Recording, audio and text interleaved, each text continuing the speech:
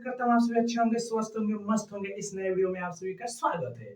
इस वीडियो में हम क्लास 10 संस्कृत का सेकंड चैप्टर जिसका नाम है पाटलिपुत्र वैभव, उसका हम लोग आज सारांश करेंगे, यानी पूरा पाठ का सारांश पढ़ेंगे। यानी पाठ में जितना भी लिखा गया उस पूरे पाठ का हम लोग क्या करेंगे, संक्षिप्त रूप से उसका पूरा सारांश पढ़ेंगे कि आखिर चैप्टर में क्या क्या बात की गई है। ठीक है, अगर आपने ये सारांश पढ़ लिया तो आपको चैप्टर पूरा समझ आएगा, आप आराम से क्वेश्चन आंसर एग्जाम में लिख सकते हैं। याद रखिएगा। तो इतना, चलिए बिना विलंब करते हुए, बिना टाइम को लॉस करते हुए आइए स्टार्ट करते हैं। ध्यान दीजिएगा। चलिए टॉपिक में देखिए ध्यान से, यहाँ पर क्या किया गया है, यहाँ पर कहा गया है हम लोग का, यहाँ पर ये कहा गया है, देखिए पाटलिपुत्र वैभव, पाटलिपुत्र का वैभव चैप्टर का नाम हो गया हम लोग का। ठीक है, यहाँ जी ये तो आप सभी को पता है। उसका ध्यान दीजिएगा आप सब। फिर उसका निबंध याद रखिएगा, ये एक तरह का क्या है, एक तरह का निबंध है। ये क्या है हम लोग का, निबंध। याद रखिएगा, अगर पूछ दे एग्जाम में कि पाटलिपुत्र वैभव क्या है तो निबंध याद रखिएगा, निबंध। ठीक है, निबंध लिखा गया है पाटलिपुत्र वैभव का। ठीक है, और ये चैनल का नाम है, अगर आप चैनल पर नए हो तो चैनल को सब्सक्राइब कर लीजिएगा। रोजाना इसी तरह का वीडियो देखना चाहिए। रोजाना शाम को 6 बजे से लेकर के 10 बजे के बीच में आपको रोजाना लाइव क्लासेस मिलते रहेंगे और आपके एग्जाम की तैयारी चलती रहेगी। आइए इसी के बाद हम लोग आगे चलते हैं। चलिए शुरुआत करते हैं। हम लोग का सारांश हो गया। ये हम लोग का क्या हो गया जी, सारांश। सारांश का मतलब तो समझते ही होंगे, एक पूरी से फिल्म को देख करके और अपने ढंग से स्थापित कर देना, वही क्या कहलाता है, सारांश। मतलब अपने शब्दों में बताना। ठीक है, और कम शब्दों में ही। तो देखिए, प्राचीन भारतीय नगरों में गंगा तट पर अवस्थित पाटलिपुत्र महान नगर था। मतलब ध्यान दीजिएगा, प्राचीन भारतीय नगरों में जो प्राचीन भारतीय नगरों की हम बात कर रहे हैं, प्राचीन भारतीय नगरों में गंगा तट पर अवस्थित जो था ना पाटलिपुत्र महानगर, उसका बहुत ही अलग तरह का वैभव था। और मैं आपको बता दूं, याद रखिएगा, ये जो पाटलिपुत्र हम लोग बोल रहे हैं ना, ये हम लोग की राजधानी थी। ये हम लोग की राजधानी है, क्योंकि पहली राजधानी हम लोग की ये नहीं थी, बल्कि पहली राजधानी जो थी मगध की बनी थी वो था गिरिब्रज, जिसको राजगिरी कहा गया। अजातशत्रु का जो बेटा था, याद रखिएगा, हर्यक वंश का शासक एक था अजातशत्रु का बेटा था उदयन, जिसे उदयभद्र भी कहा जाता है। उस उदयभद्र या उदयन ने क्या किया था, राजगिरी को हटा करके राजधानी अपनी कहां बना लिया था, उसने अपनी राजधानी, मगध की राजधानी कहां बनाई थी, पाटलिपुत्र लाया था। तो पहला वो ऐसा शासक था जिसने पाटलिपुत्र को राजधानी बनाया था। ठीक है, और वो किस संगम पर बनाया था, तो गंगा और सोन नदी के संगम था, वहां पर दो नदियों का संगम था। ठीक है, याद रखिएगा। और बोला जाए कि इस विषय में कवि दामोदर गुप्त ने अपने काव्य में कहा है। मतलब देखिए, इस विषय में कवि जो दामोदर गुप्त है ना, उन्होंने देखिए क्या कहा है, बहुत ही प्यारी सी लाइन कही है। कहा है कि यह नगर धरती पर स्वर्ग तथा शिखर का केंद्र था।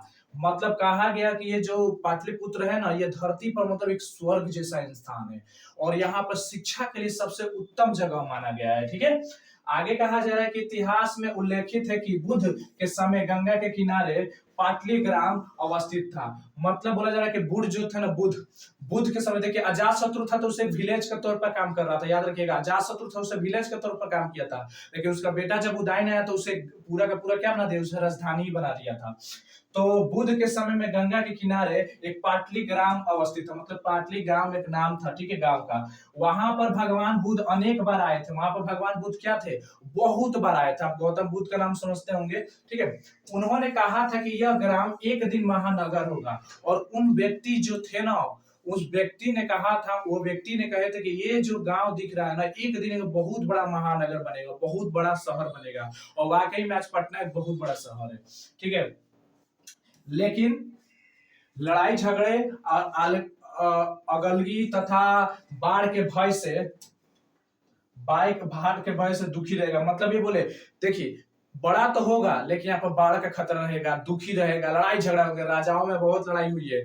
आप देखिएगा, उदयन के बाद से फिर जगह चेंज हो जाता है, फिर बदलता है, राजधानी चेंज होती रहती है ऐसे ऐसे। ठीक है, तो ये चेंज हुई है, फिर लड़ाइयां भी हुई है उस जगह के लेकर। ठीक है, फिर बोला गया कि समय के परिवर्तन के साथ पाटली ग्राम को ही पाटलिपुत्र कहा गया। मतलब जैसे जैसे समय बीतता गया, जो गांव था पाटलिपुत्र नाम का, पाटली ग्राम का गांव था, उसको समय बीतता ही उस गांव का नाम हम लोग किसमें परिवर्तन कर दिए, पाटलिपुत्र में बोल दिए। किसमें बदल दिए, पाटलिपुत्र। पहले पाटली ग्राम था, आगे चलते चलते किसमें बदल गया, पाटलिपुत्र में बदल गया। ठीक है, आगे चलिए, आगे ध्यान दीजिएगा।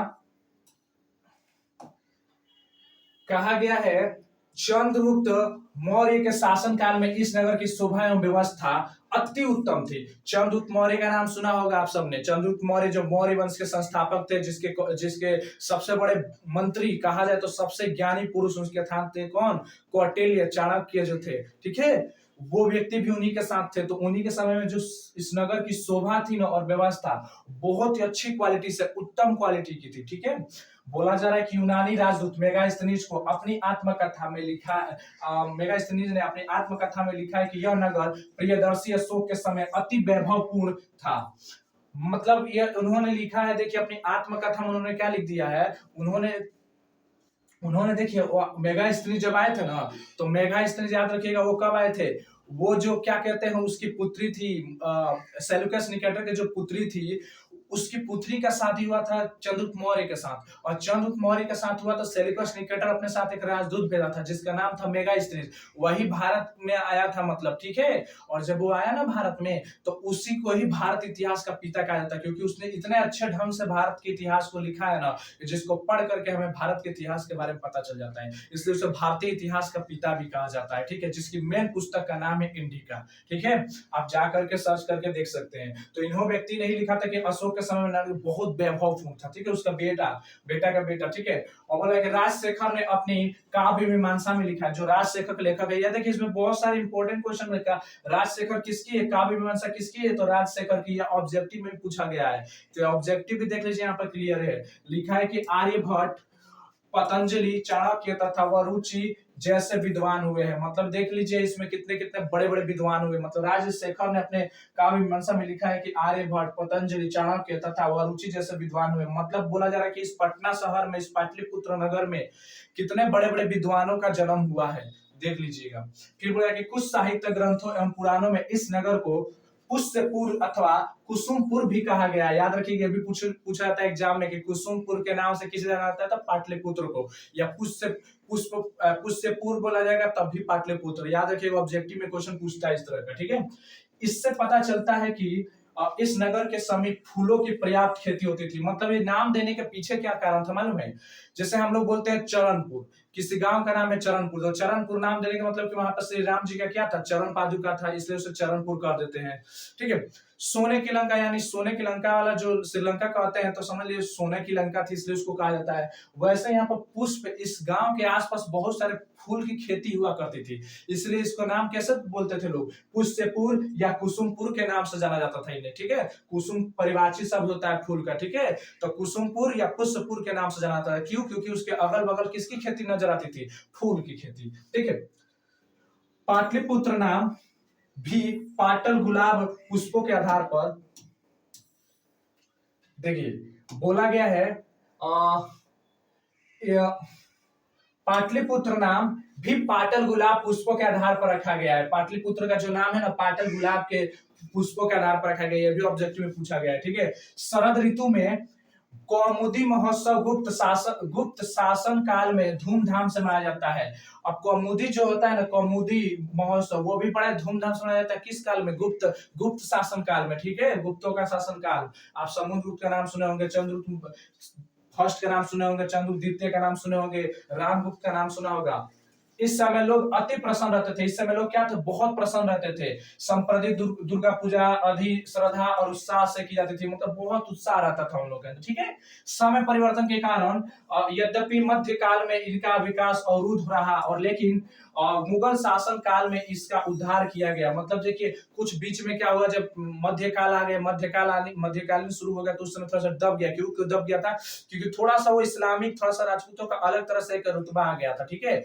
फिर बाद में जब मुगल काल आ गए, 16वीं सदी 15वीं सदी के करीब जब मुगल काल आ गए, तो मुगल काल के आते ही थोड़ा सा परिवर्तन हुआ, ठीक है।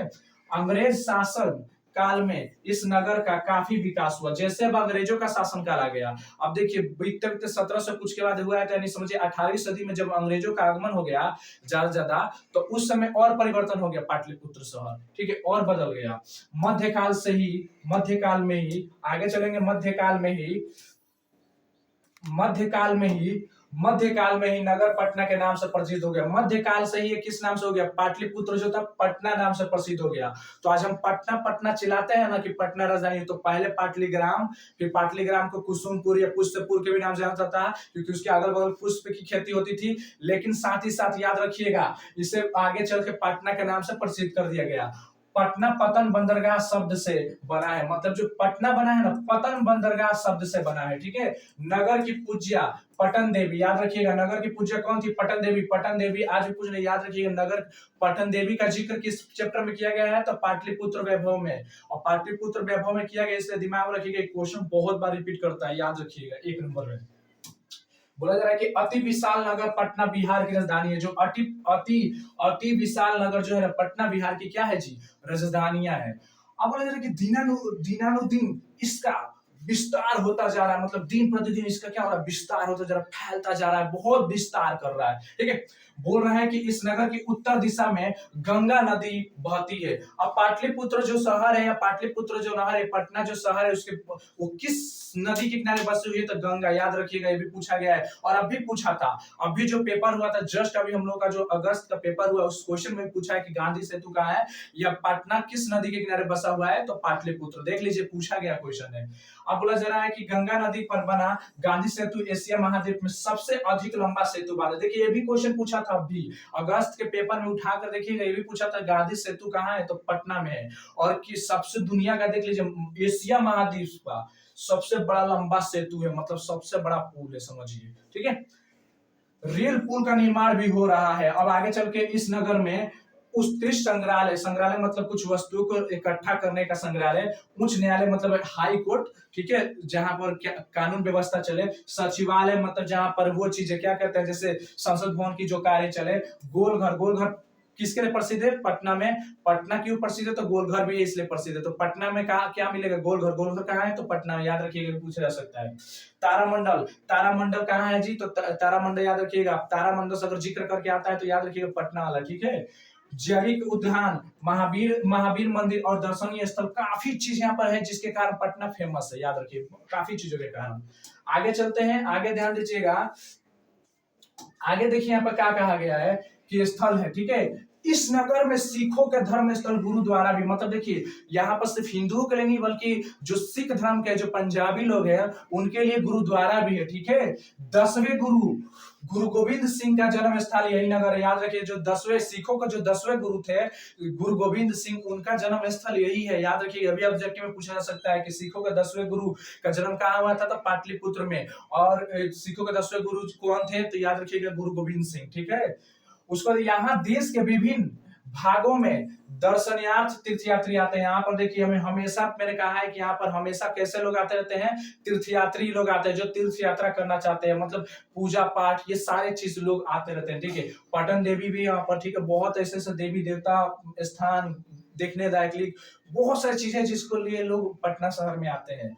इस प्रकार पटना प्राचीन काल से ही लेकर आज तक विभिन्न क्षेत्रों में वैभवपूर्ण और शिक्षा का केंद्र बना रहा है, मतलब हर एक चीज में जैसे जैसे नई नई तरक्की आ रही है, जैसे तारामंडल हो गया, गोलघर हो गया, कोई गोलघर देखना चाहता है, कोई तारामंडल देखना चाहता है, कोई यहाँ का वहां पर कोई उच्च न्यायालय देखने जाना चाहता है, वहां पर कोई नदी को देखना चाहता है, वहां पर गंगा घाट को देखना चाहता है, कोई वहां पर पटन देवी की पूजा करने, मतलब एक अलग तरह के लोग, हर तरह के लोग वहां पर आते हैं, हर तरह के। वहां पर कोई गांधी सेतु पुल देखने के लिए जाता है, तो ये सारी चीजें हैं जिससे फेमस करता है इसको, ठीक है। इन चीजें से क्या हो जाती है, फेमस हो जाती है, याद रखिएगा। तो ये हो गया आपका चैप्टर, ये हो गया आपका पूरा का पूरा सारांश। अगर आपको देखिए ये आपका पूरा का पूरा सारांश हो गया। अगर अच्छा लगा वीडियो तो चैनल को सब्सक्राइब कर लीजिएगा और लाइक भी कर दीजिएगा। अगर आप ऐसे ही वीडियो को रोजाना देखना चाहते हैं तो रोजाना शाम के 6 बजे से लेकर के 10 बजे के बीच में रहिए, आपको रोजाना क्लास मिलते रहेंगे। मिलते हैं फिर से एक नई वीडियो, तब तक जय हिंद, जय भारत।